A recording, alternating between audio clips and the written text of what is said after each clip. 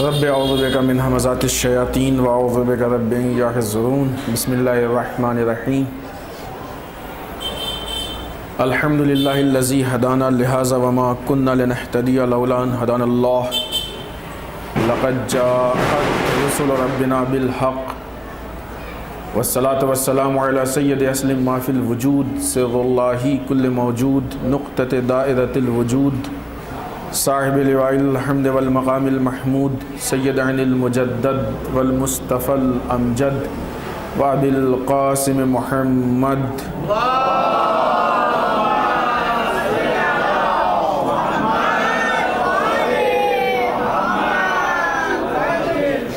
والصلاة والسلام علی آلہ الطیبین الطاہرین المعصومین المظلومین ولعنۃ الدائمۃ الباقیۃ علی اعدائہم اجمعین من الآن الی قیام یوم الدین اما بعد فقد قال حسین بن علی علیہم السلام ایھا الناس ان رسول اللہ صلی اللہ علیہ وآلہ وسلم قال من رأى سلطانا جائرا مستحلا لحرم اللہ ناقصا لعہد اللہ مخالفا لسنت رسول اللہ یعمل فی عباد اللہ بالاثم والعدوان فلم یغیر علیہ بفعل ولا قول کان حقا علی اللہ ان یدخلہ مدخلہ صلوات علی محمد وآل محمد۔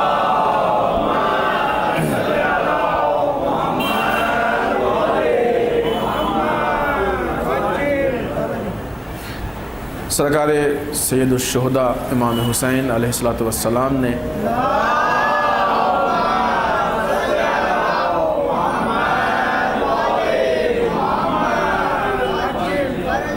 رسول خدا صلی اللہ علیہ وآلہ وسلم سے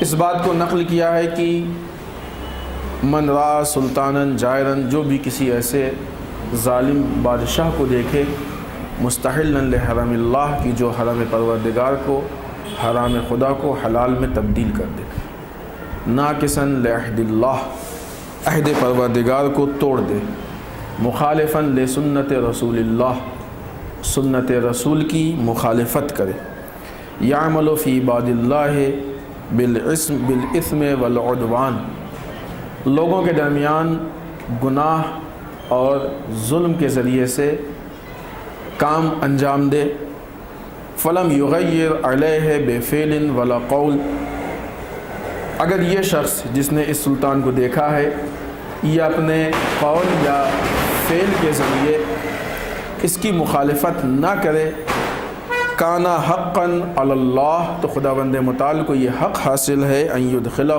مدخلہ، کہ جہنم میں جس جگہ اس ظالم بادشاہ کی جس نے یہ سارے ظلم انجام دیے ہیں جہاں پہ اس کو بھیجے وہیں پہ اس خاموش رہنے والے کو بھی بھیج دے، یعنی جہاں پہ ظالم کی جگہ ہے وہیں پہ ظلم پہ چپ رہنے والے کی بھی جگہ، دونوں کی جگہ میں فرق نہیں، یہ بھی اتنا ہی بڑا ظالم ہے خدا کے نزدیک، ہمارے اور آپ کی بات نہیں، خدا کے نزدیک، خدا کے نزدیک ہے۔ یہ بات کس نے بیان کی؟ رسول نے بیان کی، امام نے بیان کی، کسی کو تو مانتا ہوگا نا انسان، اللہ، رسول، امام، تینوں کڑی اس قول میں موجود۔ امام کے اس قول کے ضمن میں فلسفہ کربلا عنوان سے جس گفتگو کا آغاز ہوا تھا وہ آج اپنے چھٹے مرحلے میں،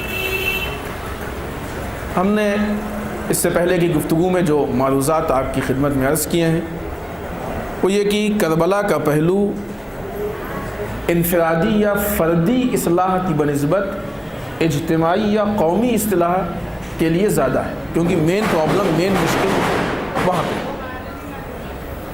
اس سلسلے میں سرکار سید الشہداء کے اقوال کے ضمن میں 3 پوائنٹ ہم نے آپ کی خدمت میں عرض کیے تھے کہ آپ نے ایک لوگوں کی سماجی زندگی یا سوشل لائف کے لیے بہت ساری کوششیں کی، بہت سے شکوے کیے کہ یہ تبدیل ہونا چاہیے، امام کو وہ پرابلم نظر آئی۔ آپ نے لوگوں کی سیاسی زندگی یا پولیٹیکل لائف کے لیے اعتراض کیا کہ یہ جو حاکم ہے یہ غلط ہے، یہ قابل قبول نہیں ہے، اس کو ہمیں قبول نہیں کرنا چاہیے۔ اور تیسری چیز، لوگوں کی عبادت اور طریقہ عبادت کے لیے یا شعور عبادت کے لیے یا زندہ عبادت کے لیے بہت ساری کوشش کی۔ یہ تینوں بہت تفصیلی گفتگو ہیں جس کو ہم نے بہرحال ایک اختصار کے ساتھ آپ کی خدمت میں عرض کرنے کی کوشش کی۔ اور کل ہماری گفتگو عبادات پہ چل رہی تھی کہ سرکار سید الشہداء نے اپنے قیام میں عبادت پروردگار کو کتنی اہمیت دی۔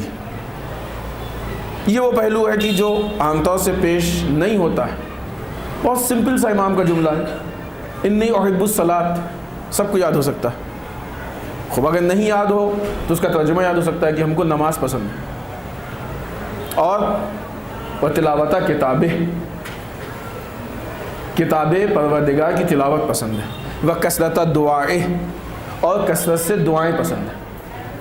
یہ بہت کلیئر ہے، لیکن کس موقع کا ہے؟ شب عاشورہ کا۔ یہ شب عاشورہ آپ نے اپنے اصحاب کے درمیان ارشاد فرمایا ہے۔ یعنی اب عزادار کی جو ذمہ داریاں ہیں ان میں سے ایک اہم ترین ذمہ داری یہ ہے کہ وہ نماز، تلاوت، دعائیں یہ اس کی کم نہ ہونے پائے۔ ہم چھوٹنے کی بات نہیں کریں گے آپ سے، یقین ہے کہ نہیں چھوٹتی، کم نہ ہونے پائے، کوالٹی لو نہ ہونے پائے۔ نماز میں فرق ہوتا ہے۔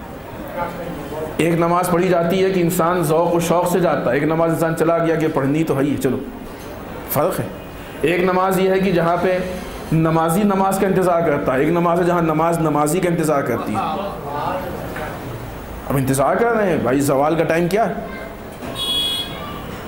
زوال کا ٹائم ہم جا کے نماز پڑھیں۔ جماعت کا ٹائم کیا ہے؟ جماعت کا ٹائم ہو جا کے نماز پڑھیں۔ ایک مرتبہ یہ ہے کہ نہیں، پڑھ لیں گے، جب فرصت ملے گی پڑھ لیں گے، شام کو پڑھ لیا، قضا بھی ہو گئی تو کوئی پرابلم نہیں، رات میں پڑھ لیں گے ساتھ میں۔ یہ امام جعفر صادق علیہ السلام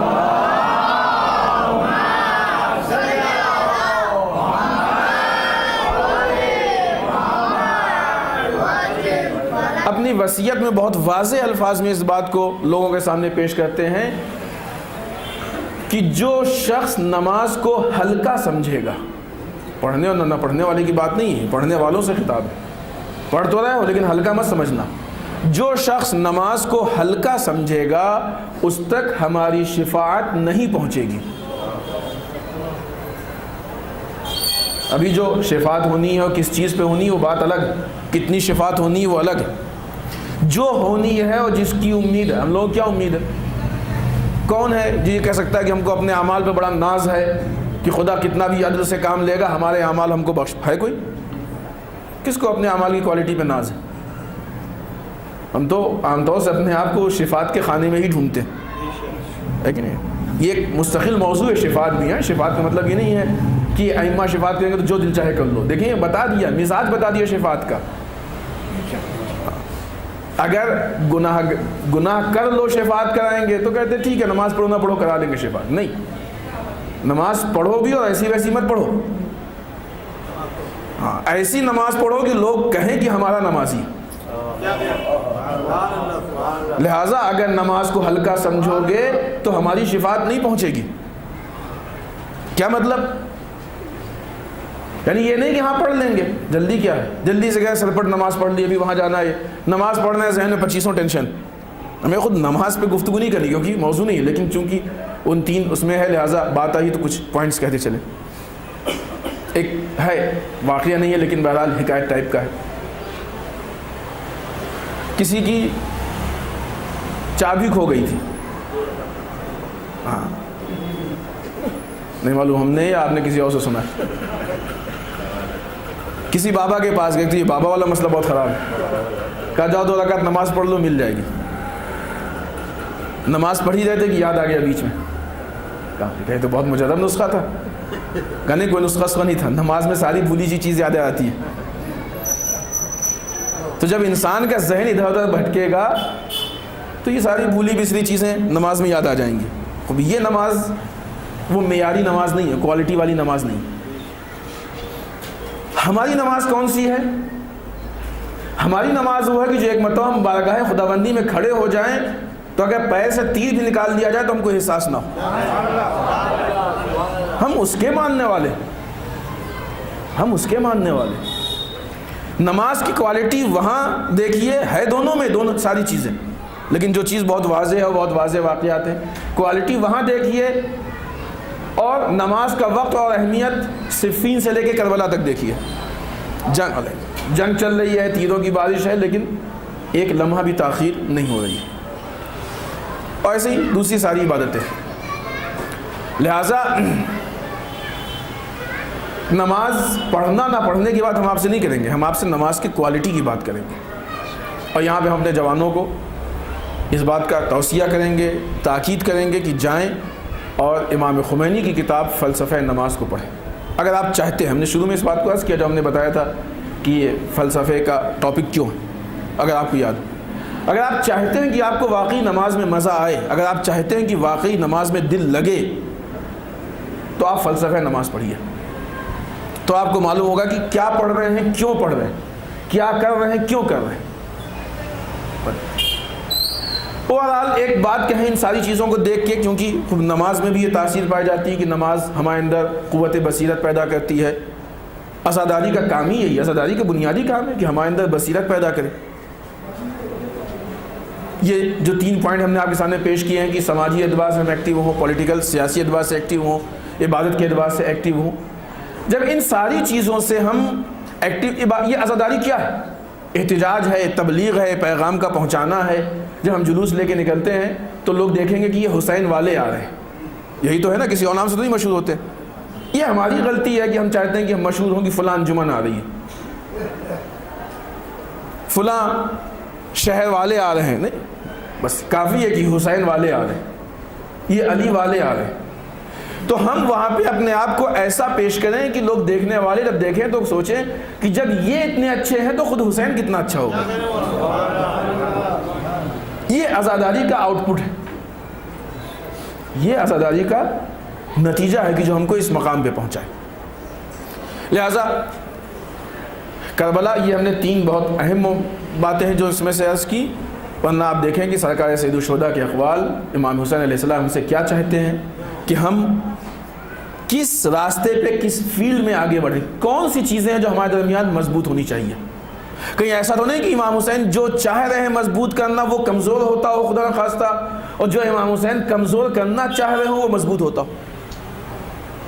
ابھی ہم آپ کی خدمت میں عرض کریں گے جو امام حسین علیہ السلام نے بصرے والوں کے نام خط لکھا ہے، یہ ساری چیزیں بہت اہم ہیں۔ بصرے والوں کے نام لکھا ہے خط، لیکن وہ خط صرف بصرے والوں سے مخصوص نہیں ہے، سب کے لیے ہے، وہ پڑھیں اس کو۔ ابھی ہم بات آگے بڑھے گی تو اس بات کو آپ کی خدمت میں عرض کریں۔ خوب، ان ساری چیزوں کے نتیجے میں سرکار سید الشہداء نے جس دین کے لیے قیام کیا تھا وہ دین کا پارٹ نہیں تھا، وہ پورا دین تھا، سسٹم، پورا نظام، پیکج۔ یہ نہیں کہ بعض حصہ لے لیا بعض چھوڑ دیا۔ پھل کی دکان کا دین نہیں تھا، سبزی منڈی کا دین نہیں تھا، کسائی کی دکان کا دین نہیں تھا کہ جو پسند آیا لے لیا، جو دل نہیں۔ ایک مکمل سسٹم تھا کہ اس مکمل سسٹم کو ہمیں فالو کرنا ہے۔ وہ کون سا دین تھا جس کو آج کی تاریخ میں ہم کہتے ہیں اسلام ناب محمدی۔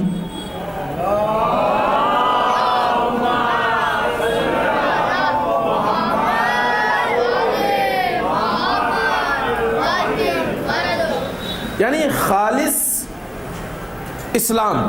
خالص اسلام کا مطلب یہ کہ نہ اس میں سے کچھ کم کیا گیا ہو، نہ کچھ اضافہ کیا گیا۔ اس کے مقابلے میں دشمنان اسلام کی یہ سازش تھی کہ اس میں کچھ تبدیلی کر دی جائے، یا کم ہو جائے یا اضافہ ہو جائے، ملاوٹ ہو جائے۔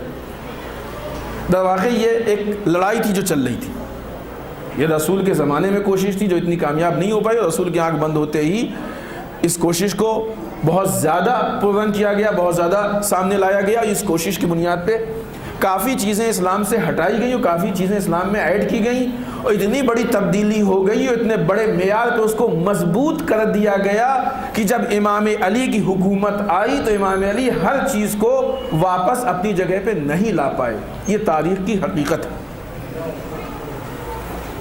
بہت ساری چیزیں ان کا نام ہم ممبر سے نہیں لے سکتے، کسی کو ضرورت تو آپ الگ سے آئیے، ہم بتائیں گے وہ کون سی چیزیں۔ اتنی بڑی تبدیلی ہو گئی، کیوں ہوئی، کیسے ہوئی، انشاءاللہ ابھی آخر تک وہ بات ہو سکتا ہے کہ آپ کے لیے ہم کلیئر کریں۔ لہذا اتنا بڑا فرق پیدا ہو گیا. اس فرق کی بنیاد پہ اسلام نے اپنا کام کرنا چھوڑ دیا. جو اسلام کا واقعی نتیجہ تھا, جو آؤٹ پٹ تھا, وہ نہیں آیا. ایک چائے بناتے ہیں آپ, چائے میں سے شکر نکال کے کوئی دوسری چیز ڈال دیجیے اس کی جگہ پہ, تو پینے میں چائے لگے گی. وہ پتی نکال کے کوئی اور چیز ڈال دیجیے, بات تو پوری ہے نا. اس سے مہنگی چیز ڈال دی ہم نے, چائے لگے گی. پتی نکالی تو دیکھنے میں بھی چائے نہیں لگے گی. کوئی بھی چیز تبدیل کر دیجئے, کچھ نکال کے. گاڑی ہے, گاڑی میں سے کچھ پارٹس نکال دیے, دوسری چیز لا کے رکھ دی, گاڑی چلے گی؟ نہیں چلے گی, گاڑی کام نہیں کرے گی. کسی چیز کے کام کرنے کے لیے ضروری یہ ہے کہ جو اس کے پارٹس ہوں وہ کم نہ ہوں اور کوئی نئی چیز بیچ میں مانے اور رکاوٹ نہ ہو, تب وہ چیز کام کرے گی, تب نتیجہ دے گی.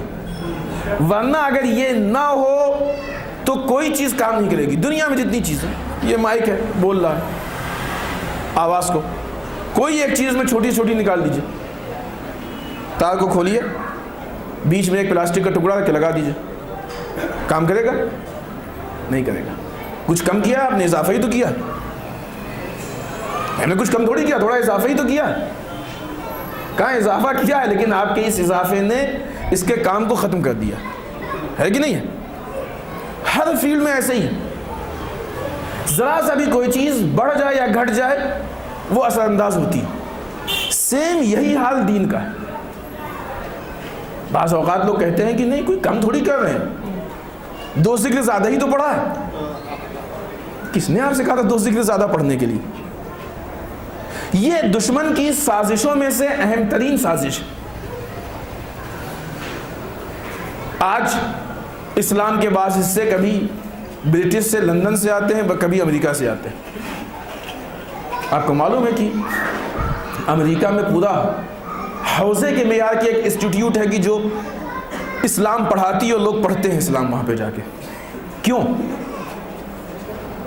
تاکہ اسلام کو پہچان سکیں اور اسلام کو پہچان کے اس کی مخالفت کر سکیں, تاکہ اسلام کی بنیادی چیزوں کو اس میں سے ہٹا سکیں, اور وہ چیزیں کہ جو مسلمانوں کو زندگی سے, حیات سے, حرکت سے, تحریک سے دور کرے, ان چیزوں کو ایڈ کر سکیں. برٹش یہی کام کر رہا ہے. اسرائیل میں کانفرنس ہوتی ہے کہ سنی شیعہ کے بیچ میں جھگڑا کیسے کرایا جائے. یہ نیوز ہے, کوئی ایسی اڑی ہوئی بات, سنی بات ہے, نیوز ہے یہ نیوز ہے. کیوں ہوتا ہے یہ صرف اسلام کی دشمنی میں. اس وقت بھی جب سرکار سید الشہداء نے قیام کیا, اس وقت بھی جو دشمنان اسلام تھے, ان دشمنان اسلام نے اسلام میں کچھ کمی کی کوشش کی, کچھ زیادتی کی کوشش کی. امام حسین نے کیا کیا کہ آزاداری, یہ قیام کیا کربلا کا, اور قیام کرنے کے بعد اسلام کی حفاظت کی. آج ہر جگہ پہ ہم کو قیام کی ضرورت نہیں ہے. آج اگر خالی اس آزاداری کو ہی ہم صحیح و سالم بچا لے جائیں تو ہر وقت کے یزید سے لڑنے کے لیے یہ آزاداری ہی کافی. لیکن ایسا نہ ہو کہ وہ آزاداری میں ہی کچھ تبدیلی ہو جائے. جس طریقے سے اسلام میں تبدیلی ہوگی تو اسلام کام کرنا چھوڑ دے گا, ویسے اگر آزاداری میں تبدیلی ہوگی تو آزاداری بھی کام کرنا چھوڑ دے گی. وہ مشکل اس کے ساتھ بھی آئے گی. دشمن کو معلوم ہے کہ پرابلم کہاں ہے اس کے لیے, لہٰذا وہ اسی چیز کو تبدیل, اسے معلوم ہے کہ آزاداری وہ چیز ہے کہ جو اس قوم کو زندہ رکھ سکتی ہے اور رکھے گی. جب تک آزاداری یہ قوم بنا نہیں سکتی. اس آزاداری کو ہی اتنا تبدیل کر دو کہ وہ حیات نہ رہ جائے, وہ زندگی نہ رہ جائے, وہ تبدیلی پیدا ہو جائے. لہٰذا آج آزاداری کے خلاف بہت زیادہ ریسرچ ہو رہا ہے, کوششیں ہو رہی ہیں کہ تبدیل کی جائے. نتیجہ یہ کہ ہر روز نئی نئی باتیں سننے میں آ رہی. نہیں معلوم آپ نے سنا کہ نہیں سنا. اچھا, اس میں بہت سے لوگ تو ایسے ہوتے ہیں بیچارے کہ جو خلوص کے مارے, بغیر عقل کا خلوص نقصان دہ ہوتا ہے. اور اسی لیے اسلام میں لیڈرشپ کا نظام کہ اگر تمہارے پاس عقل نہیں, بہت اچھا نظام, بڑا پیارا نظام ہے. انشاءاللہ کبھی وضاحت ہوگی تو آپ کے لیے اور کلیئر ہوگا, یقیناً آپ کے لیے کلیئر ہے. کہ جب انسان ایک سینٹرلائز لیڈرشپ کے ساتھ چلے گا تو کتنا ہی بڑا بیوقوف کیوں نہ ہو، لیکن اگر لیڈر اس کا عقل مند ہے تو اپنی حماقت نہیں کرے گا بلکہ لیڈر کی عقل مندی سے فائدہ اٹھائے گا. یہ لیڈرشپ کا ہی تو فائدہ ہوا نا. اب انشاءاللہ بات آئے گی. اسی لیے آج دشمن چاہتا ہے کہ ہم مراجع سے دور، اسی لیے دشمن چاہتا ہے کہ ہم اپنے لیڈر سے دور، تاکہ ان کی حکمت اور ان کی عقل سے ہم فائدہ نہ اٹھا پائیں. مراجع کی مخالفت کرنے سے، ان کو برا بھلا کہنے سے ان کا کوئی نقصان نہیں ہونے والا. انہوں نے اجتہاد کیا ہے، انہوں نے اپنے آپ کو خدا کے لیے وقف کر دیا ہے، خدا ان کو اجر بھی دے گا. اگر کوئی ان کو 4 گالی دیتا ہے تو اس کا بھی ان کو اجر ملے گا. لیکن اگر ہم ان کے کہنے پہ نہیں چلیں گے تو ہم کو کہاں سے سسٹم ملے گا، ہمیں لائف اسٹائل کہاں سے ملے گی، ہم برباد ہو جائیں گے. پرابلم ہمارے ساتھ آئے گی. خود یہ ایک الگ مستقل گفتگو ہے جو انشاءاللہ آئے گی کسی دن. لہٰذا یہ جو خلوص ہے، ابھی جو ہم بات آپ کی خدمت میں کرنا چاہ رہے تھے، ایک صاحب ہے وہ 3 سال سے، ہم شہر کا نام بھی نہیں لیں گے، ہم نہیں چاہتے کہ کسی کو ہم ظاہر کریں، لیکن باتیں اس لیے عرض کر دیتے ہیں کہ تاکہ آپ ان خطرات کو پہچانیں.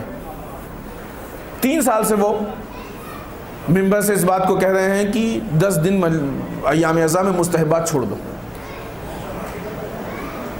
کیوں چھوڑ دیں؟ کس کا قول ہے؟ ہم ممبر پہ اس لیے تھوڑی آئے کہ ہم اپنی بات آپ پہ تھوپیں، ہم ممبر پہ اس لیے آئے ہیں کہ امام حسین کا پیغام آپ تک پہنچائیں. امام حسین ایک طرف جو ہے وہ کہہ رہے ہیں کہ ہم کو نماز پسند ہے، یہ بندہ خدا کہتا ہے کہ مستحبات چھوڑ دو، اور اس کے عوض میں خود نئے نئے نسخے دیتے ہیں، یہ کر لو یہ ہو جائے گا، وہ کر لو وہ ہو جائے گا. خوب یہ کیا ہے؟ یہ واجب ہے کہ مستحب ہے؟ واجب ہے تب بھی بدتر، مستحب کہتے ہو تب بھی بدتر. اگر مستحب نہیں ہے یہ کیونکہ تمہاری اپنی ایجاد ہے، یا اگر بالفرض کہیں سے اس کو مستحب ثابت کر لو تو ایک طرف تو کہتے ہو مستحب نہ کوئی، دوسری طرف اپنے مستحب ٹھوس رہے ہو، یعنی شریعت خدا کے مقابلے میں اپنی شریعت. اسے کیا کہیں گے؟ طاغوتیت نہیں ہے تو کیا ہے؟ یقیناً یہ جان بوجھ کے نہیں کر رہا ہے یہ انسان، یہ انجانے میں کر رہا ہے. لیکن جو چیز اسلام کو نقصان پہنچانے والی ہے، زہر چاہے جان بوجھ کے کھائیے چاہے غلطی سے کھائیے، کام تو اپنا کرے گا نا، وہ نقصان تو ہوگا اس کا. ہاں پھر ہماری بھی تھوڑی سی غلطی ہوتی کہ ایسے جاہلوں کو ممبر پہ لاتے کیوں؟ جس آدمی کی بنیاد مضبوط نہیں ہے وہ آئے گا تو کچھ تو بولے گا نا الٹا سیدھا. 1 گھنٹے تو بولنا ہی ہے اس کو، تو کچھ تو بولے گا نا وہ. یہ ایک الگ مسئلہ ہے. لہذا اور آئیے، ایک میسج آ گیا واٹس ایپ پہ، یہ پڑھ لو یہ ہو جائے گا وہ پڑھ لو، تو اب ہم پھر وہی بیوقوف مخلص، جاہل مخلص، فٹافٹ ثواب کے لیے اس کو بڑھا رہے ہیں. سب کو فارورڈ کیا، سارے گروپ میں ڈال دیا کہ جتنے زیادہ لوگوں تک پہنچ جائے ثواب ہو جائے گا. بندے خدا یہ تو سوچو کہ یہ واقعیت یا گڑھا ہوا ہے. یہ جو میسج آتے ہیں کہ آغا سیستانی نے کہا یہ پڑھ لو اور آغا خامنہئی نے کہا یہ پڑھ لو، اور تحقیق کیجیے آپ، یقیناً نہ آغا سیستانی نے کہا نہ آغا خامنہئی نے کہا. پھر یہ آیا کہاں سے؟ کوئی تو پہلا آدمی جس نے گڑھا ہے، کوئی تو جھوٹ بولا ہے. یہ جھوٹ بولنے والا کون ہے؟ ہم کو مسلمان سے یہ امید نہیں ہے کہ وہ اسلام کو لے کے اتنا بڑا کھلواڑ کرے گا. اگر مسلمان یہ کر رہا ہے تو فاتحہ ہے، پھر سر پیٹنے کا مقام ہے. سوچیں یہ چیزیں غور کرنے کی ہے، گہرائی تک جانے کی ہے. جب کسی کے گھر میں چوری ہوتی ہے سب سے پہلے پولیس یہ ڈھونڈتی ہے کہ چور گھسا کہاں سے اندر. گھر والے کا ہاتھ تھا یا کہیں سے دیوار کمزور تھی، دروازہ کمزور تھا، لاک کمزور تھا. یہ جو چیزیں شریعت میں نہیں ہیں یہ اگر اسلام میں داخل کی جا رہی ہیں تو سب سے پہلے یہ سوچو کہ یہ چور گھسا کہاں سے. یا کوئی گھر والے کی پرابلم ہے، یا اگر باہر سے آیا ہے تو ہمارے مسلمانوں کی دیوار کہاں سے کمزور ہے کہ جہاں سے دشمن اندر گھس سکتا ہے. بات یہ نہیں ہے کہ ایک میسج آ گیا، بات یہ ہے کہ دشمن کے لیے راستہ کھل گیا. جہاں سے یہ آتا ہے کہ یہ کر لو وہ کر لو، وہیں سے پھر یہ بھی آئے گا کہ مثلا یہ علماء تو غلط ہیں اور مراجع تو غلط ہیں، اور آتا ہے نہیں آتا ہے. وہیں سے آئے گا. یہ کام کوئی اپنا نہیں کرے گا, دشمن کریں گے, وہی لوگ بیٹھے ہوئے ہیں. حدیثیں ہو کیا ساری چیزیں گڑ گڑ کے حدیثیں بنی. کتنی حدیثیں ہوتی ہیں ان کا کوئی ریفرنس بھی صحیح, بالکل تو اس میں بھی ریفرنس نہیں ہوتا پورا, ہوتا بھی ہے تو کتنی ایسے ریفرنس ہے کتنے. آج کے زمانے میں یہ دیکھنا کہ یہ حدیث کہیں ہے کہ نہیں بہت آسان. ابھی کوئی حدیث آپ بتائیے, ابھی ہم یہاں آپ کو بتا دیں گے آپ کو کہ ہے کہ نہیں. پوری لائبریری آدمی جیب میں لے کے گھومتا ہے, 15,000 کتابیں 20,000 کتابیں ساتھ میں لے کے گھومتا ہے. کوئی بہت بڑی چیز نہیں. ڈیجیٹل زمانہ ہے, ڈیجیٹل لائبریری بھی موجود ہے, ساری چیزیں سافٹ ویئر سب موجود ہیں. 1 منٹ میں آدمی دیکھ کے بتا دے گا کہ حدیث ہے کہ نہیں. مانو وہ حدیث ہی نہیں کہیں. جس ریفرنس پہ بتائی گئی وہ ریفرنس یعنی اس نام کی کتاب ہی نہیں ہے. یہ ہیں حالات, ہم آپ کو بتائیے. کچھ سنی بات نہیں ہے, وہ باتیں ہیں کہ جس کا تجربہ ہے. یا حوالہ نہیں ہوتا ہے, ریفرنس ہوتا ہے تو ناقص ہوتا ہے. اگر صحیح بھی ہوا یعنی صحیح کا مطلب کہ یہ ناقص نہیں ہے, کتاب کا نام بھی ہے, پیج کا نام بھی ہے, والیوم نمبر بھی ہے, سب کچھ ہے, تو بعض اوقات وہ اس نام کی کتاب ہی نہیں ہوتی. اور اگر ریفرنس صحیح بھی ہے تو وہ ڈھونڈ کے ایک ایسی حدیث نکالتے ہیں کہ جو یا تو ضعیف ہے یا تو معتبر نہیں ہے یا کسی ایک جہت کو لاتے ہیں. بہرحال یہ پرابلم ہوتی ہے, مشکل. ہم نے کسی جگہ پہ ایک بات عرض کی تھی کہ حدیثیں ائمہ نے آپ کے فارورڈ کرنے کے لیے نہیں سنائی ہیں, اس لیے سنائی ہے کہ آپ عمل کیجئے. ہم لوگ عمل کم کرتے ہیں, فارورڈ زیادہ کرتے ہیں. دوسروں سے کہتے ہیں تم کرو, ہم نہیں کریں گے, تم کرو. یہ اسلام نہیں ہے تم کرو. اسلام یہ ہے کہ ہم بھی کریں گے تم بھی کرو. پہلے ہم کریں گے پھر تمہیں دعوت دیں گے. اسلام اس کا نام ہے. لہذا اب یہ جو اسلام میں یہ چیزیں داخل ہو رہی ہیں, آ رہی ہیں, دیکھا جائے تو اسلام میں بہت سے ایسے دروازے ہیں کہ جہاں سے خرافات, غیر اسلامی چیزیں اسلام کی شکل میں, غلط چیزیں آتی ہیں اور اسلام کو تبدیل کرنے کی کوشش کرتی ہیں. پھر اس کے بعد وہ چیزیں رسم بنتی جاتی ہیں. رسم بن کے دھیرے دھیرے وہ پھر جب ہمارے مذہبی اسٹیج پہ آتی ہیں تو وہ آہستہ آہستہ مذہب کا جز بن جاتی ہیں. یہ سارا کام زمانے کے گزرنے سے ہوتا ہے. اور پھر جب مذہب کا جز بن جاتی ہیں, اب ہم یہ نہیں کہہ سکتے کہ یہ مذہب میں نہیں ہے. اب یہاں پہ لوگ اپنے جذبات سے اس کو وابستہ کر لیتے ہیں. نہیں معلوم ہم نے آپ کے یہاں کبھی کیک کی مثال دی کہ نہیں دی. بہت جلدی سے بات کہتے ہوئے آگے بڑھ. آج کل ایک فیشن آ رہا ہے, واللہ عالم آپ کے یہاں ہے کہ نہیں ہے, ائمہ کی ولادت میں کیک کاٹنے کا. امام علی کی ولادت میں اگر ہم ساری چیزوں کو صحیح مان بھی لیں تو ہم کون ہوتے ہیں امام علی کی جگہ پہ آ کے کیک کاٹے. ہم تو امام علی نہیں ہو سکتے ہیں نا. چلیں اچھا ہوا کہ ایک ہی مرتبہ ہوا, مسئلہ نہیں. اگر علماء نے کنٹرول کر لیا تو آگے نہیں ہوا, بہت اچھی بات ہے, پازیٹیو رزلٹ ہے, اس کو ہم پازیٹیو مانیں گے. آئیے اس کا ریئیکشن دیکھیے. اب بنیادی طور پہ یہ ایک اسلامی رسم نہیں, لیکن ٹھیک ہے, جب تک کسی دوسرے مذہب سے مخصوص تھی اس وقت تک جائز نہیں تھی ہمارے لیے. آج کیک کا کٹنا کسی مذہب سے مخصوص نہیں رہ گیا, اگرچہ سب کو معلوم ہے کہاں سے آیا تھا, عام ہو گیا, تو اس لیے ہم یہ نہیں کہہ سکتے کہ مثلا جائز نہیں ہو آپ کے گھر میں. اگرچہ نہ کریں تو اچھا, کیونکہ بہرحال سب کو معلوم. لیکن وہ گھر کی بات الگ ہے. اب آئیے محفل میں آ کے مذہبی اسٹیج پہ کیک کا کاٹنا, آج کاٹنے والے کو بھی معلوم ہے, دیکھنے والے کو بھی معلوم ہے کہ یہ چیز مذہب کا جز نہیں تھی, شامل ہوئی. لیکن یہ جو بچے ہیں اور جو بچے کل کو اس فرش اعضاء پہ یا محفل کے فرش پہ آئیں گے, 10 سال 20 سال بعد جب ہوش سنبھالیں گے اور ہر محفل میں کیک کو کٹتے ہوئے دیکھیں گے تو آنے والی نسل یہی سمجھے گی کہ یہ ہمارے مذہب کا پارٹ ہے, جز ہے. یہ وہ راستہ ہے کہ ایسے غیر مذہبی چیزیں مذہب میں انٹر ہوتی, اس طریقے سے غیر مذہبی چیزیں مذہب میں داخل ہوتی. پھر 20 سال 30 سال 50 سال بعد اب وہ چھری بھی چومیں گے, وہ ٹرے بھی چومیں گے, وہ ٹیبل بھی. ہوا نہیں؟ آہستہ آہستہ کیسے ہمارا دین بڑھ رہا ہے. کوئی چیز ہے اس میں سے دین میں نہیں.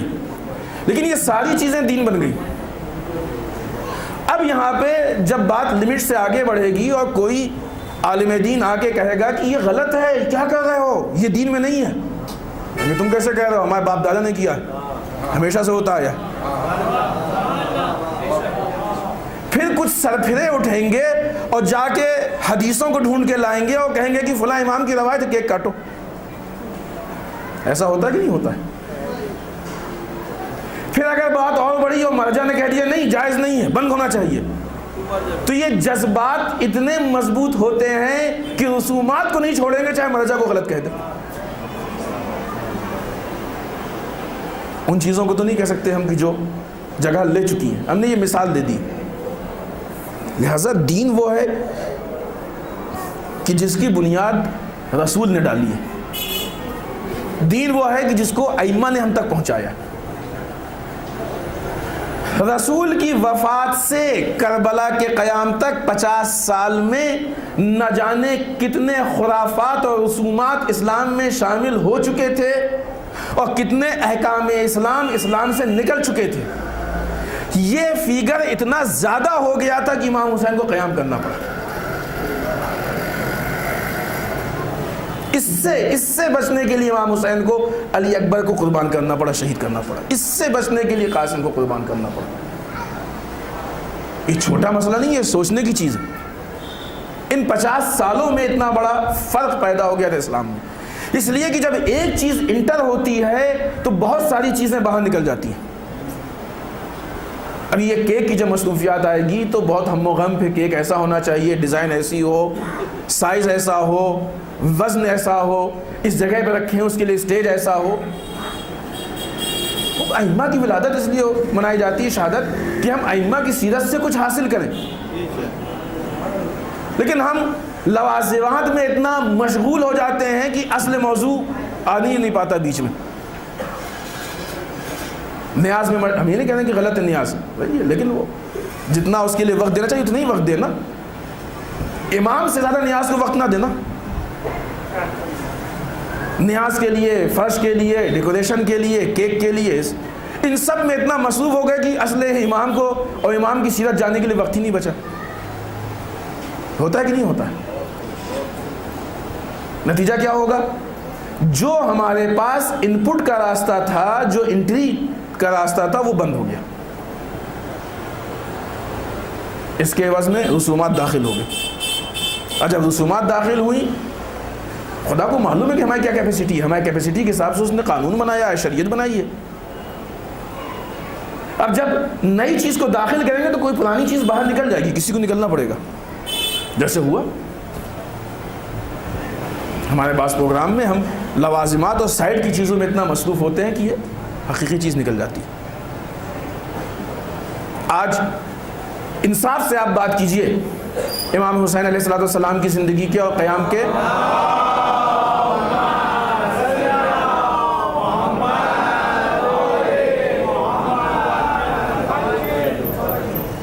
یہ جو پہلو ہم نے آپ کی خدمت میں عرض کیے ہیں, ہماری عزاداری میں یہ زیادہ مضبوط ہیں یا وہ چیزیں کہ جو ہماری اپنی ایجاد ہے وہ زیادہ مضبوط ہے؟ فیصلہ کرنے کی چیز ہے, سوچنے کی چیز ہے. غور کیجیے آج رات میں جا کے, ایک ایک چیز کو سوچیے. ہم فلاں کام کرتے ہیں, یہ کیا ہے؟ یہ امام نے ہم سے کہا یا ہم خود کرتے ہیں؟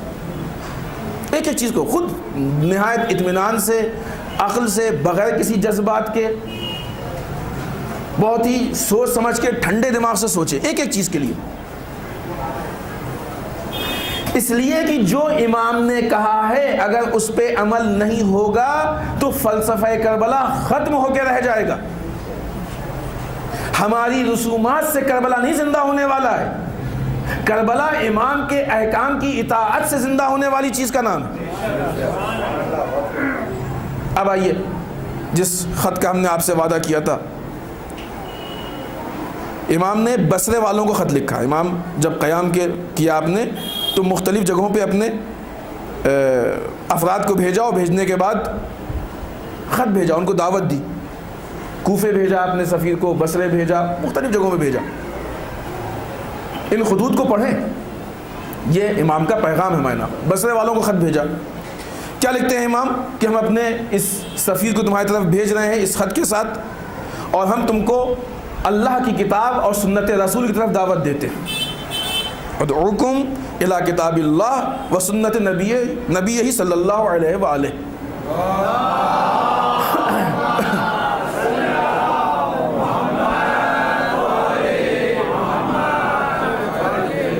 ہم تم کو اللہ کی کتاب اور سنت نبی کی طرف دعوت دیتے ہیں. امام کہہ رہے ہیں. پھر اس کا کیا کہتے ہیں؟ فإن السنت قد امیتت. بے شک سنت وہ ہے کہ جس کو مارا جا رہا ہے، ختم کیا جا رہا ہے. وإن البدعۃ قد احیت. بدعت، یہ رسومات، ان کو زندہ کیا جا رہا ہے. یہ امام کا شکوہ ہے. کتنا بڑا لیٹر ہے؟ 2 لائن کا 3 لائن کا خط ہے، بہت بڑا خط نہیں ہے. ایک آدمی کو خاص کر کے بھیجا ہے بصرے کہ تم اس خط کو لے کے جاؤ. آج کا سفر نہیں، فلائٹ پہ بیٹھا ہو 1 گھنٹے میں پہنچ گیا. گھوڑے سے گیا، ساری صعوبتوں کو مشکلوں کو برداشت کرتے ہوئے گیا. ایک آدمی کو خاص کر کے اس خط کو لے کے بھیجا. حالات ایسے ہیں کہ امام حسین کے نام پہ اگر کوئی آدمی پکڑ لیا جائے تو قتل ہو جائے گا. یہ خطرہ ہے اس کے ساتھ. یہ چیزیں ذہن میں رہیں. اگر امام حسین کے سفیر کے عنوان سے پکڑ لیا جائے تو قتل ہو جائے گا، وہ جان کا خطرہ ہے. اور یقیناً آدمی اتنا معتبر ہے کہ جس کو امام اپنا سفیر بنا رہے ہیں، اتنے معتبر آدمی کی جان کو خطرے میں ڈال رہے ہیں. اب سوچیے کہ پیغام کتنا اہم ہوگا کہ جس پیغام کے لیے امام بلا رہے ہیں. وہ پیغام کتنی 2 لائن میں وہ پیغام. کیا اس پیغام کا ہم سے کوئی تعلق نہیں؟ ہم اس سے بری ہیں؟ نہیں. سب کے لیے یہ پیغام. ہمارے ائمہ قرآن ناطق ہیں، قیامت تک کے لیے ہیں. یہ جیسے قرآن صامت قیامت تک کے لیے، ویسے ائمہ کے اقوال قیامت تک کے لیے. آج کتنی ایسی حدیث ہیں کہ ائمہ کی حدیث پہ اگر نہ ہو یہ حدیثیں اور نہ مانے ہم ان کو قیامت تک کے لیے تو نماز بھی نہیں پڑھ سکتے. ہم مشکل ہو جائے گی. اس خط میں اب جب اس مختصر سے پیغام کو امام دے رہے ہیں تو کیا ہم تم کو دعوت دیتے ہیں اللہ کی کتاب کی طرف، سنت رسول کی طرف. پھر ہم کہیں گے کوشش کیجئے کہ قرآن مجید کی تلاوت ہمارے یہاں زندہ ہو جائے، ویسی تلاوت کی جس تلاوت کا حق ہے، یعنی ترجمے کے ساتھ. یہ ہم نہیں کہہ رہے، امام حسین کہہ رہے ہیں. یہ مجلس کا نتیجہ یہی ہونا چاہیے کہ ہم قرآن سے نزدیک ہو جائیں. ہماری زبان میں اثر نہیں، ہم کو حق بھی نہیں آپ سے کچھ کہنے کا. ہمارا کام کوئی ہم کو تکلف بھی نہیں کہنے کا. ہمارا کام ایک پوسٹ مین کا ہے. اس سے زیادہ ہماری حیثیت بھی نہیں ہے. بس فرق اتنا ہے کہ وہ ڈاک بجائے اس کے کہ آئے میل و خط جو کتابوں میں ائمہ کی باتیں ہیں ان کو لا کے آپ تک پہنچانا. اگر واضح نہیں تو ان کو واضح کرنا. اس سے زیادہ ہم کچھ نہیں کر سکتے. ہم اپنی طرف سے تھوڑی کچھ کہیں گے. اور یہ تو وہی الفاظ ہیں، سمجھانے والی بات بھی نہیں. ہم تم کو دعوت دیتے ہیں کس کی طرف؟ قرآن کی طرف، سنت رسول کی طرف. سنت رسول کسے کہتے ہیں؟ یعنی وہ چیزیں کہ جو رسول نے انجام دی ہیں، وہ چیزیں جو رسول کرتے ہیں، وہ چیزیں جن سے رسول راضی ہیں. ہم تم کو سنت رسول کی طرف بلا رہے ہیں. طے کیجیے آج سے کہ ایک دن بھی ایسا نہیں گزرے گا جس دن ہمارا اور قرآن کا رشتہ نہ ہو. چاہے ایک ہی آیت پڑھیے، ترجمے پڑھیے، لیکن تاکہ ہمارے شعور بلند ہوں، ہماری فکریں کھلیں، ہمارے اندر بصیرت پیدا ہو. ہم دشمنوں کی سازشوں کو سب قرآن میں. آج دشمن قرآن سے ڈر رہا ہے. آج دشمن قرآن کی بنیاد پہ ترقی کر رہا ہے کیونکہ اس نے پڑھا ہے. امام علی نے اسی چیز کو واضح کیا تھا کہ ہمیں ڈر ہے کہ کہیں اس کتاب پہ عمل کر کے دشمن تم سے آگے نہ نکل جائیں. پڑھے نہج البلاغہ، امام علی نے کہا کہ نہیں کہا؟ ہمیں خوف ہے کہیں دشمن اس پہ عمل کر کے تم سے آگے نہ نکل جائے. آج وہ چیز نگاہوں کے سامنے، مولا جس بات کا ڈر تھا وہ ہو گیا. امام نے کس چیز پر دعوت دی؟ اللہ کی کتاب، سنت رسول. پھر اس کے بعد کہتے ہیں کہ بے شک سنت ختم ہوئی جا رہی ہے، مری جا رہی ہے سنت. سنت کیا؟ جو رسول نے کیا.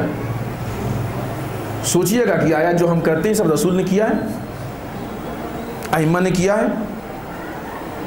اگر کیا ہے تو ہم کو حق حاصل کریں، نہیں کہ کریں. اس کی بقا کے لیے جان بھی دے دیں تو کم، کس لیے کہ سنت رسول ہے، پیغام دین ہے، احکام دین ہے، اس کی بقا کے لیے کربلا والوں نے جان دی ہے تو ہماری جان کی کیا ویلو، کیا حیثیت، جان دے دینی چاہیے۔ لیکن اگر سنت رسول نہیں ہے تو یہ دوسری کیٹیگری میں۔ پھر امام کیا کہتے ہیں، فَإِنَّ الْبِدْعَةَ اُحْيَتْ، بدعتوں کو زندہ کیا جا رہا ہے۔ رسومات، کلچر کی چیزیں، باپ دادا کی چیزیں، ہم نہیں کہتے کہ باپ دادا غلط تھے، نہیں، صحیح تھے، لیکن غلطی سب سے ممکن ہے، معصوم نہیں ہے، ہم سے بھی غلطی ہو سکتی ہے۔ ہم سے غلطی ہو جائے اس کا مطلب یہ نہیں ہے کہ ہماری آنے والی نسل اس غلطی کو باقی رکھے، غلطی سب سے ممکن ہے۔ امام کیا کہتے ہیں، سنت کو ختم کیا جا رہا ہے، بدعت کو زندہ کیا جا رہا ہے۔ ہم تم کو دعوت دیتے ہیں اللہ کی کتاب سنت رسول کی طرف، اس کے بعد کہتے ہیں کہ اگر تم ہمارے قول کو سنو، ہماری بات کو سنو تو ہماری اطاعت کرو۔ اطاعت کسے کہتے ہیں، جو کہا گیا اس پہ عمل کرے۔ کیا کہا امام نے، پھر وہی ساری چیزیں، اصلاح امت، ہم کو کس کی اطاعت کرنی ہے، اصلاح امت کی اطاعت کرنی ہے، امر بالمعروف کی اطاعت کرنی ہے، نہی عن المنکر کی اطاعت کرنی ہے، حق کو عیاں کرنے کی، لوگوں کے درمیان رائج کرنے کی اطاعت کرنی ہے، لوگوں کو باطل سے روکنے کی اطاعت کرنی ہے، ظلم کے مخالفت میں اطاعت کرنی ہے، مظلوم کی حمایت میں اطاعت کرنی ہے، نماز میں اطاعت کرنی ہے، دعاؤں میں اطاعت کرنی ہے، تلاوت قرآن مجید میں اطاعت کرنی ہے، دشمن کے مقابلے میں آنے میں اطاعت کرنی ہے، عزت قومی میں اطاعت کرنی ہے، ذلت سے بچنے میں اطاعت کرنی ہے، اپنے وقت کے یزید کے مخالفت میں اطاعت کرنی ہے۔ امام نے دعوت دی اطاعت کی طرف کہ تم آؤ ہماری اطاعت کرو، یعنی جو اگر تم نے ہماری اطاعت کی تو تم پھر ہدایت پا جاؤ گے۔ ہدایت کس میں ہے، امام کی اطاعت میں ہدایت ہے۔ اب یہاں پہ ہماری عزاداری اور کربلا کے فلسفے کے دو رخ ہیں۔ اگر ہم اپنے من سے کی ہوئی چیزوں کو اس میں ایڈ کرنے کی کوشش کر رہے ہیں تو یقین مانیے امام حسین اس سے خوش نہیں ہوں گے، اور اگر ہم امام حسین علیہ الصلوۃ والسلام کی کہی ہوئی چیزوں پہ عمل کرنے کی کوشش کر رہے ہیں تو امام حسین نہیں ہے کہ خوش ہوں گے، اپنی طرف سے ہم کو سرٹیفکیٹ دیں گے کہ تم ہمارے عزادار ہو، تم ہمارے عزادار ہو، تم نے ہماری سنت کو زندہ کرنے کی کوشش کی۔ کیا بات ہوئی تھی، کربلا کا مقصد اريد ان امر بالمعروف وانهى عن المنکر واسیر بسیرت جدی وابی، یعنی کیا، رسول کی سیرت کو زندہ کرنا ہے، امام علی کی سیرت کو زندہ کرنا ہے۔ مجلس اس مرکز کا نام ہے کہ جہاں رسول کی سیرت زندہ ہو، امام علی کی سیرت زندہ ہو۔ سیرت، واقعات نہیں، تاریخ نہیں، سیرت۔ ہم کو جن چیزوں پہ مزہ آتا ہے وہ سیرت نہیں، تاریخ کے واقعات ہیں۔ سیرت میں تحلیل ہوتی ہے، سیرت میں تفصیل ہوتی ہے، سیرت میں پوری گفتگو ہوتی ہے۔ ہم کو سیرت زندہ کرنی ہے، صرف تاریخ کے، ایسا نہیں کہ مثلا تاریخ کے واقعات نہ ذکر ہوں، تاریخ کے واقعات ذکر نہیں ہوں گے تو سیرت تک نہیں پہنچیں گے۔ ذکر ہونا چاہیے لیکن ذکر کر کے چھوڑ نہیں دینا چاہیے، سیرت تک جانا چاہیے۔ اب ہم دیکھیں کہ ہمارے یہاں کتنی چیزیں جو شامل ہیں، کتنی چیزیں جو ایڈ ہیں۔ ایک عبادتوں میں صرف عزاداری ہے کہ جو ہر علاقے میں الگ طریقے سے ہوتی ہے، ایک کچھ ہے، ایک لمٹ تک ہم کو اختیار ہے، رائٹ ہے کہ جہاں تک چیزیں جائز ہیں، جو چیزیں شریعت کے مقابلے میں نہیں ہیں وہ سب ہمارے لیے جائز ہیں کہ ہم تھوڑا بہت آگے پیچھے کر سکتے ہیں، دوسری چیزوں میں بھی، ورنہ ہماری نماز پوری دنیا میں ایک جیسی ہوتی ہے، ہمارے روزے پوری دنیا میں ایک جیسے رکھے جاتے ہیں، خمس پوری دنیا میں ایک طرح سے نکالا جاتا ہے، پوری دنیا کے لوگ جمع ہو کے حج ایک طرح سے کرتے ہیں، لیکن عزاداری نکلیے ذرا باہر دیکھیے، لوگ تو دیکھتے ہیں نا پورے ایام اعزاء میں، اصل معلوم ہی نہیں ہوتا کہ کہاں کیا ہوتا ہے، وہاں کہ نہیں ہمارے یہاں تو یہ ہوتا ہے، ہم لوگ یہ کھاتے ہیں یہ نہیں کھاتے ہیں، ایسا کرتے ہیں یہ نہیں کرتے ہیں، یہ ہوتا ہے، دوسری جگہ کہ وہاں کی ایک الگ شریعت۔ یہ خود سے بنائی ہوئی شریعت میں اتنا بزی ہو جاتے ہیں کہ امام نے کیا کہا یہ جاننے کی فرصت ہی نہیں ملتی ہے۔ پھر جائیے آپ حساب کیجیے اپنا کہ ہم کو وہ زیادہ معلوم ہے جو قانون ہم نے بنائے ہیں یا وہ زیادہ معلوم ہے جو امام حسین نے ہم سے کہا تھا نا ہم نے کہ امام حسین کے کتنے قول ہم کو یاد ہیں. حساب لیجئے, ملائیے اس کو کہ امام حسین کے قول زیادہ یاد ہیں یا اپنے بنائے ہوئے قانون زیادہ یاد ہیں. آئیے ہم کچھ پوائنٹس اس سلسلے میں آپ کی خدمت میں عرض کریں کہ جو ہم ان کو کہہ سکتے ہیں کہ عاشورہ کا پیغام ہے, عاشورہ کا میسج ہے جو اس قربانی کے نتیجے میں, تاکہ یہ بات ناتمام نہ خوب نہیں کریں تو کریں کیا ہے, کس لیے سرکار سید الشہداء نے قیام کیا تھا, وہ کون سی ایسی اہم چیزیں, ان میں سے کچھ پوائنٹس جو تھوڑا سا اہم ہے, صرف 1 پوائنٹس. کربلا یعنی دین کی حفاظت کے لیے فداکاری ضروری ہے. اگر کوئی انسان دین کی, دیکھیں یہ تو ہے کہ انسان فداکاری کرتا ہے, لیکن جس چیز کی ویلیو سمجھتا ہے اس کی حفاظت کے لیے فداکاری کرتا ہے. اور ہے ہماری نگاہ میں دین کی بھی اہمیت ہے, ایسی بات نہیں کہ نہیں, لیکن شاید کچھ چیزیں ہیں جو بہت اہم ہیں اور ہم شاید ان کو اتنا اہم نہیں سمجھ پاتے ہیں. ہمارے اندر یہ جذبہ ہونا چاہیے, یہ شجاعت ہونی چاہیے کہ دین کی حفاظت کے لیے ہم ہر طرح کی فداکاری کر سکیں, ہر طرح کی. کیا مطلب؟ اگر ہم کو اس بات کا اندازہ ہو جائے کہ ہمارے یہاں رائج یہ رسم دین کو فائدہ نہیں پہنچا رہی ہے تو ہماری فداکاری اس میں ہے کہ اسی وقت اس رسم کو چھوڑ دیں. اطاعت کا تقاضا یہ ہے, امام حسین سے محبت کا تقاضا یہ, کربلائی ہونے کا تقاضا یہ. کربلا والے کیسے تھے؟ یوں ہی تھوڑی پہنچ گئے تھے. کربلا والے ایسے کربلا پہنچے تھے کہ ایک چھوٹی چھوٹی چیز کے لیے بھی اس بات کا انتظار تھا کہ ہمارا امام کیا کہتا ہے. ابھی وہاں پہ جو گفتگو چل رہی ہے ہماری, آج مجلس ہوئی تھی, کل بھی ہوگی انشاءاللہ بیمان نگر میں, کہ ہم لوگ امام زمانہ عجل اللہ تعالیٰ فرجہ الشریف کے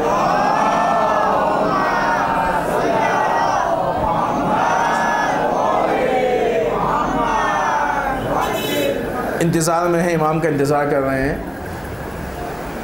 کون سی چیز ہے جو ہم کو واقعی ناصر و منتصر بنا سکتی ہے؟ ہماری رسومات یا امام کی اطاعت؟ وہاں پہ یہ چیز ہم نے واضح کی. جو کربلا میں لوگ آئے تھے یہ وہ لوگ تھے کہ جو ہر قدم پہ امام کے لیے فداکاری کرنے کو تیار تھے. اگر آج ہمارے اندر اتنی جرأت اور ہمت نہیں ہے کہ ہم اپنی بنائی ہوئی رسموں کو امام کے لیے توڑ سکیں, تو کل جب امام زمانہ آئیں گے تو ہم کیسے امام کے پاس جائیں گے ناصر بن کے؟ کیونکہ امام سنت رسول ہم سے چاہیں گے اور ہم اپنی رسموں کو لے کے کھڑے ہوں گے. ٹکراؤ ہوگا کہ نہیں ہوگا؟ ابھی سے اگر منتظر ہیں, ابھی سے مزاج کو تبدیل کریں. عملی واقعی انتظار یہ ہے کہ مزاج تبدیل ہونا چاہیے, سنتوں سے محبت زیادہ ہونی چاہیے, رسومات سے نہیں ہونی چاہیے. آئیے جلدی جلدی سنیں کہ ٹائم ہو گیا ہے, 4-5 میسج ہیں.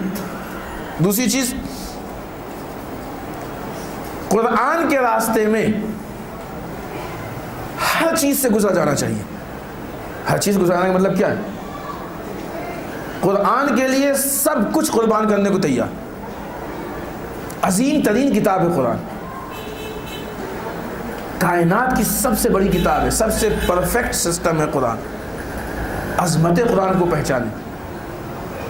یقیناً ہمارے یہاں عظمت قرآن کم نہیں ہے, ہم چومتے ہیں, بہت اوپر رکھتے ہیں, پانی پیتے ہیں, ہوا, سب کچھ ہے, لیکن ان میں سے کسی کے لیے قرآن نازل نہیں ہوا ہے. اتنی اوپر بھی مت رکھیں کہ روز اٹھا کے پڑھ نہ پائیں, اٹھانے کے لیے بھی ایک اسٹول رکھنا پڑے اور سیڑھی لگانی پڑے, یعنی اتنی اوپر نہ پہنچ جائے کہ ہماری دسترس سے آگے نکل جائے. ایسی جگہ پہ ہوگی جہاں پہ اس کو ہمارے استعمال کی کتاب ہے. استعمال کی چیزیں کیسی جگہ پہ رکھی جاتی ہیں؟ قرآن کو پڑھیں. جب ہم پڑھیں گے نہیں تو معلوم کیا ہوگا کہ قرآن کے لیے کرنا کیا ہے. پڑھیں, پھر جب قرآن کہے کہ اس کام کو کرو تو اس کو کرنے کے لیے ہر چیز سے گزر جائے. کربلا نے درس دیا ہے کربلا کی مائیں اپنے بچوں کو کیوں قربان کر رہی تھی احیاء قرآن کے لیے. یہ کربلا کا درس ہے. یہ داستانیں صرف سننے کے لیے نہیں ہے, یہ داستانیں عمل کے لیے ہیں. قرآن پہ عمل کرنے کے لیے ہر چیز سے گزر جاؤ. یعنی اگر ایک مرتبہ قرآن پہ اولاد کو قربان کرنا پڑے کر دو, لیکن قرآن پہ حرف نہیں آنا چاہیے. یہ کربلا کا درس ہے. تیسرا پوائنٹ, جب بھی حق و باطل میں مقابلہ ہو, حق و باطل کی جنگ ہو, ایسے حالات میں عورت, مرد, بوڑھے, جوان, بڑے, چھوٹے, لیڈر, پبلک, سب کو مل کے ایک صف میں کھڑا ہونا چاہیے حق کی حمایت میں, باطل کی مخالفت میں. یہ کام تھوڑا سخت ہے. اس لیے سخت ہے کہ ہمارے یہاں خود اتنی پارٹیاں ہیں. پہلے ہم یہ طے کریں گے کہ یہ بولنے والا کس پارٹی کا ہے, کس انجمن کا ہے. معاف کیجئے گا شاید تھوڑا سخت لفظ ہو, سخت جملہ ہو, لیکن جب ہم ایک انجمن کے ہو کے دوسری انجمن کے ساتھ ماتم حسین کرنے پہ تیار نہیں ہوتے ہیں, لگتا ہے کہ جیسے اس انجمن کے حسین کوئی اور ہیں اور ہمارے حسین کوئی اور ہے. ہمارا عالم ان کا عالم, ہمارا امام باڑہ ان کا امام باڑہ, ہمارا تعزیہ ان کا تعزیہ, ہمارا جلوس ان کا جلوس. یہ کربلا کا درس نہیں. امام حسین نے الگ الگ شہر سے بلایا, الگ الگ فکر کے مالک, حتیٰ الگ الگ مسلک کے مالک, یہ سب جمع ہوئے حق کی حمایت میں ایک پلیٹ فارم پہ آ گئے, باطل کے مقابلہ کیا. یہ کربلا ہے. انجمن بازی کربلا نہیں ہے, پارٹی بازی کربلا نہیں ہے. یہ دکانداری تو ہو سکتی ہے, دینداری نہیں ہو سکتی ہے.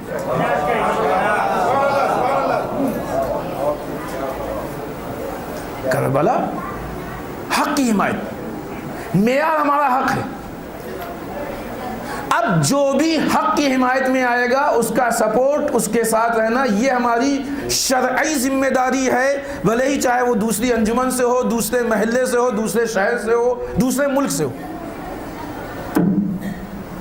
ان چیزوں کو معیار نہیں بنایا جائے گا. لہذا ہر صنف کے لوگ, عورت, مرد, بوڑھے, بچے, سب حق کی حمایت میں کھڑے ہو جائیں. بات ہے, لیکن اس کے لیے پہلے ہم کو آپس کے اختلافات کو, بہت چھوٹے چھوٹے ہیں, بہت بڑے نہیں ہیں, یہ ذرا سوچیں تو بہت چھوٹے چھوٹے ہیں, ان اختلافات کو دور کرنا ہوگا. اسلام کا مزاج, پھر جو چیزیں نہیں بیان کرنی ہوتی وہ بھی کہتے ہیں کہ ہم یہی نہیں بیان کر رہے ہیں, تاکہ معلوم ہو جائے کہ کیا چیز ہے. اسلام کا مزاج اتحاد کا مزاج ہے, اتحاد بین المسلمین کا مزاج ہے. امام علی علیہ الصلوۃ والسلام نے اور دوسرے ائمہ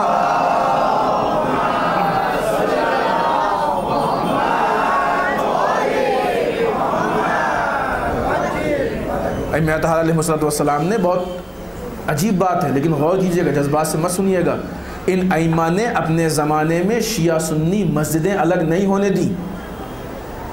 یہ ساری چیزیں بات کی. اتنے بڑے پیمانے پہ اتحاد مسلمین کو باقی رکھا. امام علی چاہتے تو کوئی بہت بڑی بات نہیں تھی حکومت کو قائم کر لینا, کوئی بڑی بات نہیں تھی کسی کو ہٹا دینا. جو صدیقہ طاہرہ سلام اللہ علیہا کے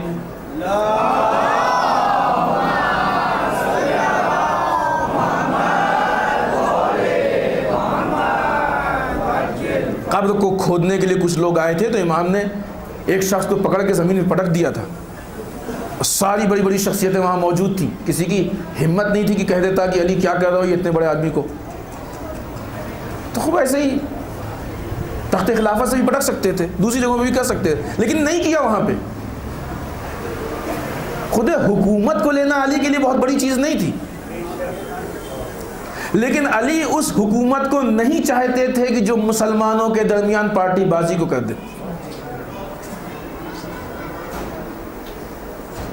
کہہ رہے کہ ہمیں اتحاد پہ نہیں بولنا ہے ورنہ یہ ساری چیزیں اس سے ریلیٹڈ ہیں, لیکن اس جگہ پہ کتنے بڑے پیمانے پہ امام علی نے قربانی. یہ چھوٹی بات نہیں ہے, بہت بڑی چیز ہے. اگر ہم اس کی قدر و قیمت کو محسوس کریں، کیونکہ وہی دوسری جگہ امام علی کا خطبہ شقشقیہ موجود ہے نجم البلاغہ میں. پڑھیں خطبہ شقشقیہ تاکہ ہم کو معلوم ہو کہ علی کا درد کیا تھا، علی کا غم کیا تھا. پڑھیں، یہ کلاسوں کے ہوم ورک ہوتے ہیں نا، یہ مجلسوں کے ہوم ورک ہے. خطبہ شقشقیہ پڑھیں، نوٹ کریں اس نام کو، بہت مشہور نام، بہت بڑا بھی نہیں، 2-3 پیج کا ہے، تاکہ ہمیں معلوم ہو کہ امام علی کیا کرنا چاہتے تھے اور پھر کن حالات میں ایک پلیٹ فارم پہ مسلمانوں کو لانے کی کوشش کی. اگلا پوائنٹ، یہ پوائنٹ کہ حق و باطل کی جنگ میں سب ایک پلیٹ فارم پہ آ جائیں، حق کی حمایت کریں، باطل کے مقابلے میں آ جائیں.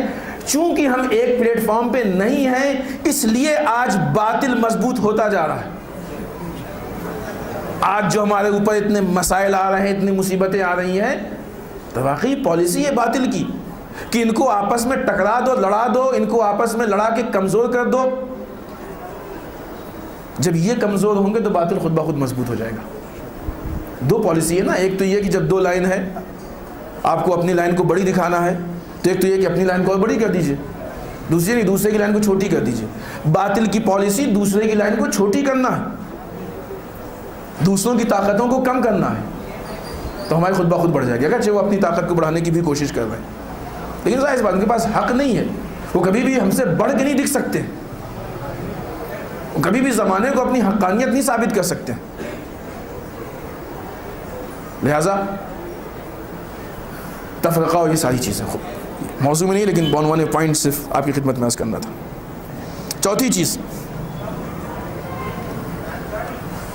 دشمن اپنے محاذ پہ ساری اپنی طاقت کے باوجود، ساری قوت کے باوجود، سارے افراد کے باوجود بہت جلد اپنی شکست کو قبول کر لیتا ہے، کیونکہ وہ باطل ہے، وہ حق پہ نہیں.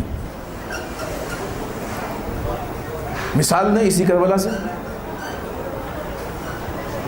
بنی امیہ نے ان اسیروں کے سامنے اپنی شکست قبول کر لی. امام سجاد کے خطبے کی اجازت مانگنے پہ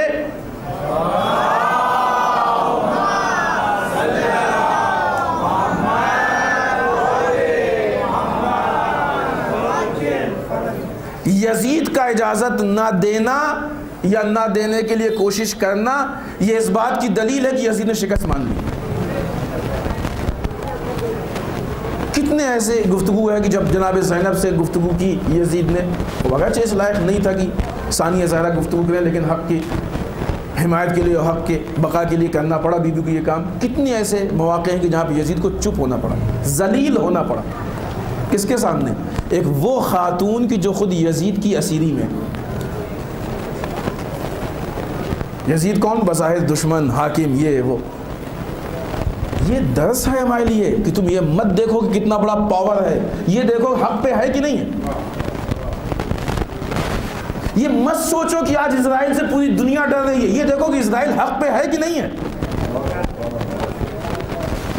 امریکہ دنیا میں سپر پاور ہے، یہ مت دیکھو، یہ دیکھو حق پہ ہے کہ نہیں ہے.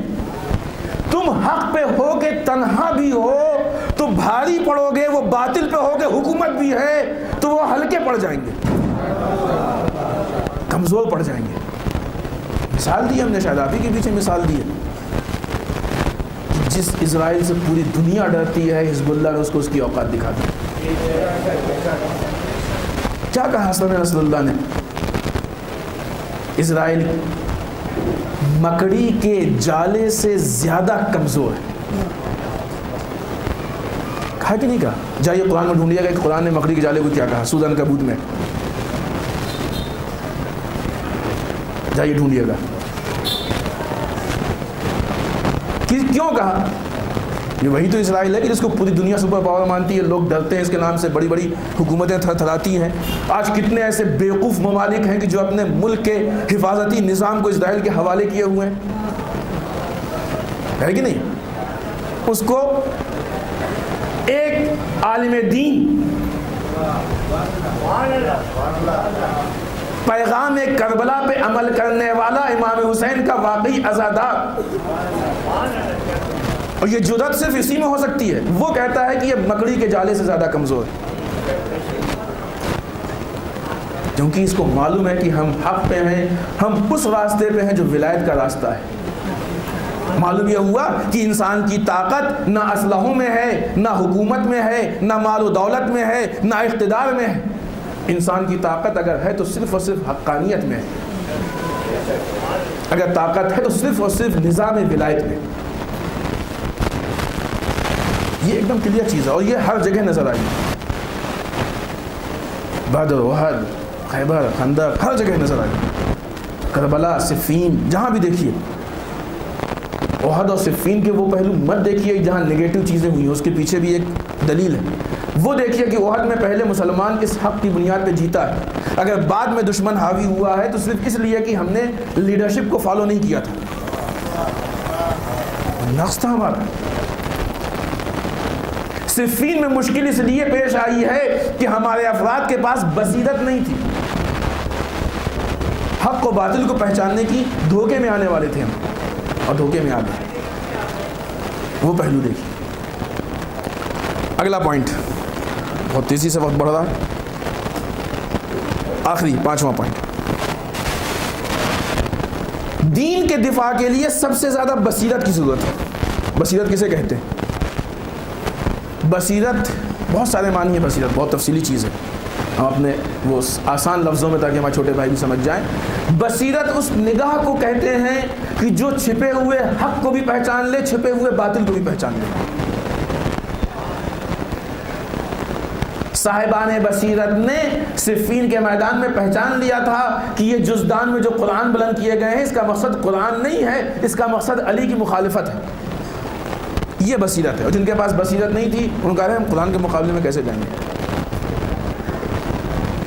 لہذا اسلام کی دفاع کے لیے، دین کے دفاع کے لیے بصیرت اہم ہے، اس لیے کہ بے بصیرت لوگ دھوکہ کھا جاتے ہیں، اور جب یہ دھوکہ کھا جاتے ہیں تو جو با بصیرت ہوتے ہیں ان کے لیے مشکل پیدا کر دیتے ہیں، جیسا کہ صفین میں ہوا ہے کہ نہیں؟ میدان کربلا میں صرف 72 کیوں آئے؟ کتنے مسلمان تھے؟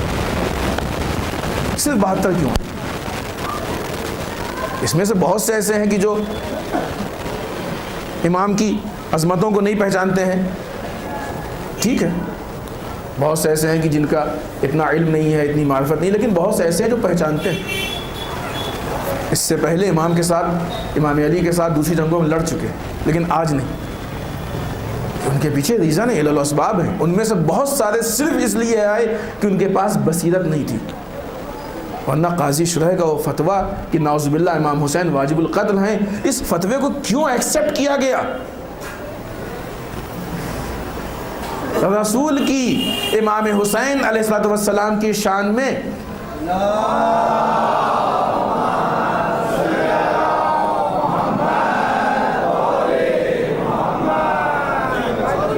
پیش کی ہوئی حدیثوں کو بھی 50 سال گزرا ہے، کون سا فتویٰ ہے کہ جو حدیث کے مقابلے میں آ سکتا ہے؟ تو کلیئر کہا تھا نا، یہ زمانہ نے جنت کے سردار ہیں، یہ وہ ساری چیزیں ظاہر کی، پھر بھی لوگ قاضی شرح کے فتوے کے جھانسے میں آ گئے اور مذہبی ذمہ داری سمجھ کے قتل حسین کے لیے کربلا تک پہنچ گئے۔ ہوا کہ نہیں ہوا؟ یہ تاریخ کی حقیقت ہے، اس لیے کہ ان کے پاس بصیرت نہیں تھی۔ بصیرت ایک الگ ٹاپک ہے، کبھی آپ کوشش کیجئے کہ بصیرت کے ٹاپک پہ حد اقل ایک خمسہ سنیے، کوئی بھی عالم دین آئے، عالم دین سے کہیے گا، ہر ایک سے نہیں، تو انشاءاللہ آپ کو بصیرت کے موضوع پہ آپ کو بتائے گا کہ بصیرت کیا چیز ہے، اس کے فوائد کیا ہیں اور نہ ہونے کے نقصانات کیا ہیں۔ بھائی یہیں پہ اس بات کو ہم ختم کرتے ہیں، انشاءاللہ کل اسی جگہ سے اپنی بات کو ہم پھر آگے بڑھائیں گے۔ یہ ساری باتیں ہم کو اس نتیجے تک لے کے جاتی ہیں کہ جو کربلا کا پیغام، فرش عزا، عزاداری، جلوس، ماتم، ان سب کا ایک آؤٹ پٹ ہے، وہ یہ کہ پیغام حسینی کا لوگوں تک پہنچانا اور خود اس پہ عمل کرنا۔ اس میں کوئی کمی نہیں ہونی چاہیے، اس میں کوئی رکاوٹ نہیں ہونی چاہیے، اس میں کوالٹی بھی لو نہیں ہونی چاہیے، اس کے باقی رکھنے کے لیے جان دینا پڑے دے دو، مال خرچ کرنا پڑے خرچ کر دو، گھر لٹانا پڑے لٹا دو، اولاد کو قربان کرنا پڑے کر دو، کیونکہ یہی واقعی عزاداری ہے۔ عزاداری کے تحفظ کے لیے ساری چیزیں قربان ہو سکتی ہیں، اس لیے کہ کربلا اس داستان کا نام ہے کہ جس کو یاد کر کے امام سجاد 40 سال روئے، کم مدت نہیں، جب تک زندہ تھے روتے رہے۔ ایک بار غلام نے کہا کہ مولا کب تک روئیے گا، ابھی آپ کا غم تمام نہیں ہوا؟ امام نے اسے سوال کیا تم نے انصاف نہیں کیا؟ جناب یعقوب کے 12 بیٹے تھے، ایک بیٹا آنکھوں سے اوجھل ہو گیا، اتنا روئے کہ آنکھ سفید ہو گئی۔ ہمارے سامنے تو ہمارے یوسفوں کو گلے پہ چھری چلائی گئی، ان کو قتل کیا گیا، ہم نے تو کٹے ہوئے لاشوں کو دیکھا ہے، ہم نے کٹے ہوئے سر کو دیکھا ہے۔ جب بھی آپ بازار سے گزرتے تھے قصاب اپنی دکانوں پہ پردہ ڈال دیتے تھے، اگر کوئی غلطی سے پردہ ڈالنا بھول جائے تو امام فوراً ٹھہر جاتے تھے، پوچھتے تھے کہ بھائی تم نے اس جانور کو ذبح کرنے سے پہلے پانی پلایا تھا؟ جواب دیتا تو مولا جب تک یہ خود سے پانی سے منہ نہیں ہٹا لیتا اس وقت تک ہم اس کو ذبح نہیں کرتے۔ تڑپ جاتے تھے، ایک چیخ نکلتی تھی، بابا جانوروں کو بھی پیاسا ذبح نہیں کیا جاتا؟ اے میرے بابا پانی پانی الاتش الاتش کہتے رہے، آپ کے گلے پہ خنجر چل گیا۔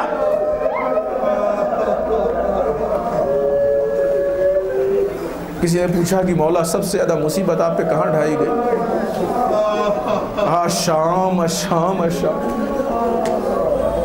ایک الگ روایت ہے، کسی نے آگے امام سے پوچھا کہ مولا شام میں وہ کون سی مصیبت آپ پہ ڈھائی گئی جس کو آپ فراموش نہیں کر پاتے؟ امام نے کہا وہ 7 مصیبتیں ہیں کہ جو شام میں ہم پہ ڈھائی گئی کہ جن کو ہم بھلا نہیں سکتے۔ بس یہ روایت اور آپ کی زحمت تمام کہ جب شام میں ہم کو داخل کیا گیا تو ہمارے چاروں طرف سپاہی اپنے ہاتھوں میں تلوار اور نیزے لیے ہوئے تھے، اور جگہ جگہ پہ کبھی نیزے چبھوتے تھے کبھی تلوار مارتے تھے، ہم کو زخمی کیا جاتا تھا، یعنی شام تک پہنچ کے بھی یہ تلوار اور یہ نیزے سے زخم پہنچایا گیا ہے۔ مولا کہتے ہیں کہ جب شام میں ہم داخل ہوئے تو یہ شہداء کے سروں کو بیبیوں کے سامنے رکھا گیا تھا تاکہ تماشائیوں کا مجمع بیبیوں کے گرد رہے، اور اس کے ساتھ ساتھ یہ اہل حرم اپنے وارثوں کے سروں کو دیکھ کے ان کا غم تازہ ہوتا رہے۔ چنانچہ امام حسین کا سر جناب زینب کے سامنے، قاسم کا سر جناب ام فروا کے سامنے، اور یہ اشقیاء ایسے تھے جو سروں کی بے حرمتی کرتے تھے، ارے کبھی سروں کو اچھالتے تھے کبھی زمین پہ پٹک دیتے تھے۔ کیسے اس منظر کو امام بھلا دے، کیسے امام اس منظر کو بھول سکتے ہیں عزیزو؟ امام فرماتے ہیں کہ جب ہم شام کی گلیوں سے گزر رہے تھے تو اوپر عورتیں بیٹھی ہوئی تھی اپنے گھروں پہ، کبھی وہ کھولتا ہوا پانی ہم پہ پھینکتی تھی، کبھی آگ پھینکتی تھی، ہمارے ہاتھ پیچھے سے بندھے ہوئے تھے، ایک آگ آ کے ہمارے سر پہ گری، ہمارا سر جل گیا۔ ایک منادی تھا جو آگے آگے آواز دیتا تھا کہ یہ وہ لوگ ہیں جن کا اسلام میں کوئی احترام نہیں۔ ہم کو یہودیوں اور عیسائیوں کے محلے میں لے جایا گیا، وہاں پہ یہودیوں اور عیسائیوں کے سامنے اعلان کیا گیا، آؤ یہ وہ لوگ ہیں جنہوں نے خیبر و خندق میں تمہارے آبا و اجداد کو مارا ہے، آؤ آج ان سے اپنا بدلہ لے لو، انہوں نے بھی ہم پہ ظلم کیا۔ ہمیں وہاں لے جایا گیا جہاں غلام و کنیز بیچے جاتے ہیں، ہم کو بیچنے کی کوشش کی گئی، وہ تو کہا خدا کا اہتمام تھا کہ ہم کو بیچ نہیں پائے۔ آخر میں مولا فرماتے ہیں کہ ہمیں اس قید خانے میں رکھا گیا جہاں پہ اوپر کوئی چھت نہیں تھی، دن کی دھوپ رات کی اوس، ایسے عالم میں ہم وہاں تھے، لیکن حیران اس بات کا کا خطرہ تھا کہ کبھی بھی ہم کو قتل کر دیا جائے، اس عالم میں قید کی زندگی گزاری۔ ہاں عزیزو، ایسے عالم میں جب ہمارے امام کو اپنی چھوٹی بہن کی مٹی کو دفن کرنا پڑا ہوگا، اس کے لاشیں کو سپرد خاک کرنا پڑا ہوگا، امام کے دل پہ کیا گزری ہوگی؟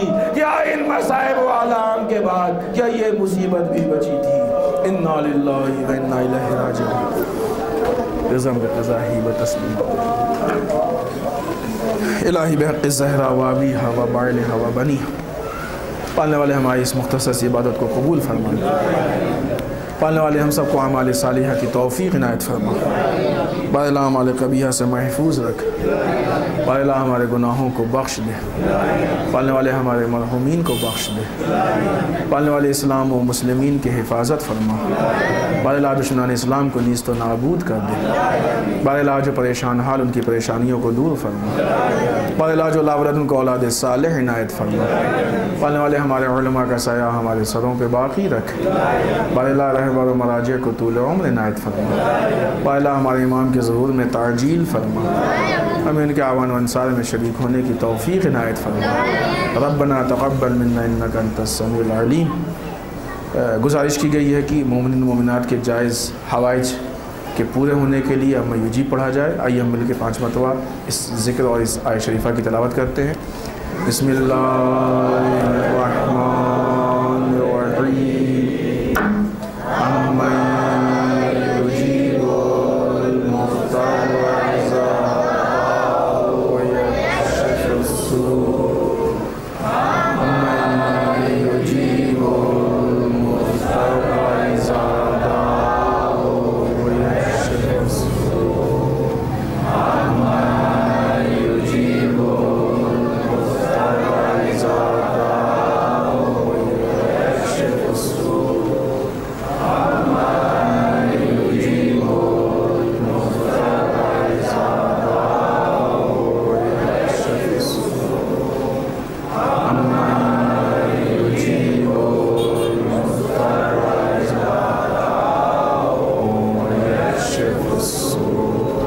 اللہم صلی علی محمد وعلی محمد وعجل فرجہم۔ پالنے والے ان آیات کے طفیل میں مومنین و مومنات کی جو جائز حاجات ہیں ان کو مکمل اور اجابت فرما، پالنے والے جو مریض ان کو شفاء کامل و عاجل عنایت فرما۔ آپ ازاز سے التماس ہے کہ ایک بار سورہ ہم 3 بار سورہ توحید تلاوت فرما کے مرحوم نظر علی اشاریہ، مرحوم فاطمہ بائی کارا، رجب علی نظر علی، یوسف علی نظر علی، فدا حسین نظر علی، شہناز روشن علی، فدا حسین، نور محمد نورانی اور جملہ مومنات کی ارواح کو ہدیہ فرمائے۔